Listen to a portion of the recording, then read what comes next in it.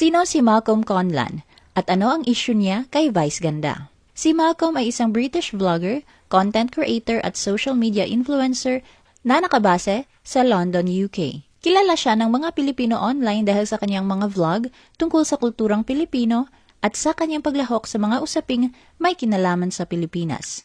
Siya rin ang nagtatag ng philevent.com, isang platform para sa Filipino community events sa UK. Ayon sa kanyang online profile, mayroon siyang koneksyon sa pamayanang Pilipino at dati siyang naging volunteer sa London 2012 Olympics bilang part ng medical team. Kilala rin siya bilang taga-suporta ng pamilya Duterte. Naging usap-usapan si Malcolm sa kanyang mga open letter matapos niyang punahin si Vice sa ilang comedy skit.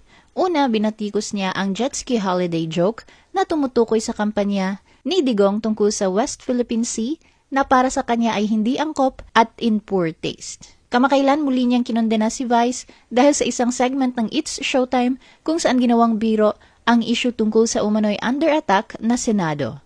Para kay Malcolm, ang ganitong klase ng joke ay hindi nararapat dahil nakakaapekto ito sa respeto sa mga demokratikong institusyon at sa mga seryosong usaping pampubliko.